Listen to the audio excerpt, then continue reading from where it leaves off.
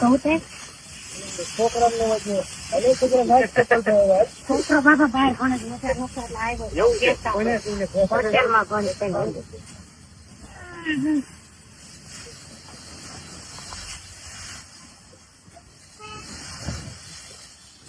હાલો